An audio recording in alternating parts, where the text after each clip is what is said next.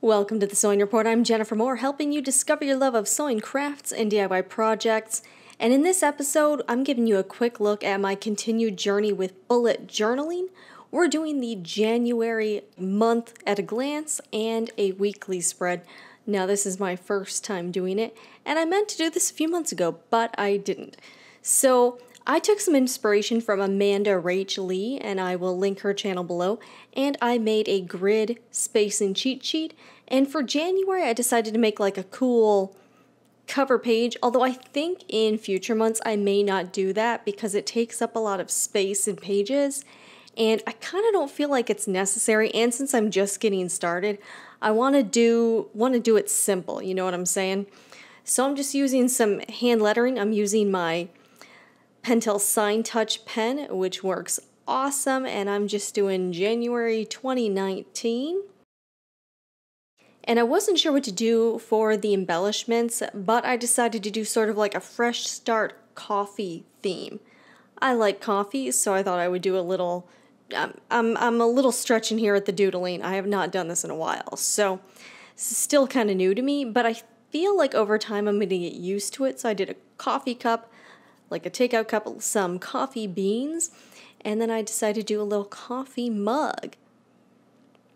Again, I'm not the greatest artist in the world, but you don't have to be. You just have to be having fun.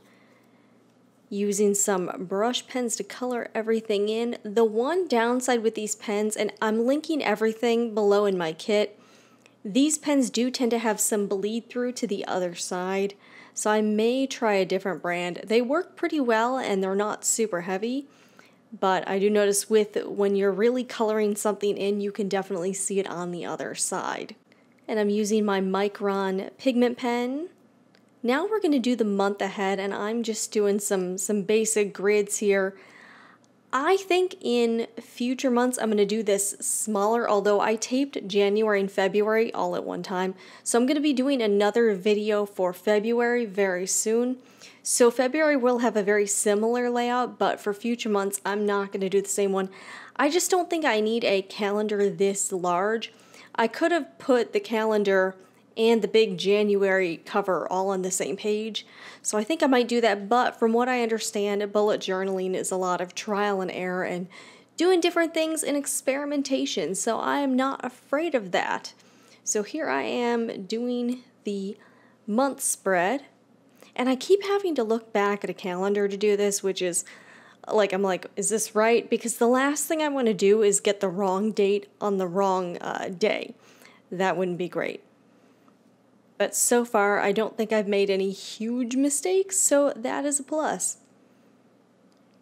I could have been a little more creative with this and added a little more color, but I didn't. It's still pretty basic, and from what I'm learning from other BUJO experts out there, is to start slow and don't go overboard. You don't need to go overboard for the first few months, especially when you're still getting the hang of it. My hand lettering, not the greatest. Doing another coffee cup here. Some more coffee beans. I really need to come up with some better themes, so we'll see. Maybe I'll try some flowers, something that looks cool. I really need to improve with the drawing though. And now I'm doing the weekly spreads here. Okay, there, my head is in the way, of course. And I think the lesson I learned with this, also I'm adding these pages to my index, can't forget that. The lesson I'm learning is that I think I want to try to fit more days on one page. And also, the way I have it laid out for 4 days for each half of the page, that would be 8. So for the first couple months, I kind of just went in order. But in reality, I think I would like to do Sunday through Saturday for all of the pages and have that be a little more consistent. I think this will work, but I don't think this is super ideal. And again, this is not fancy stuff. I'm certainly not an expert, but I just wanted to show you what my bullet journal is looking like so far. I'm enjoying this. It's taken a little bit of time to do, but once you do it, you only have to do it once a month, or if you want to do several months at a time, it's not too bad. So see, I'm doing 8 days on this spread, and And here is what my January spread looks like. You can see my cover page, and I will flip through so you can see what it looks like. I've added a few things already.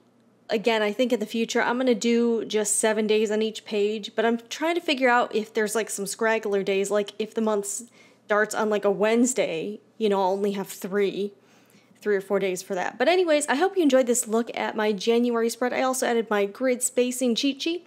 If you did, hit that like button, and you can also check out my other videos on bullet journaling. And be sure to subscribe to the Sewing Report for everything sewing crafts and DIY projects. I'm Jennifer Moore, and I will see you again in the next video.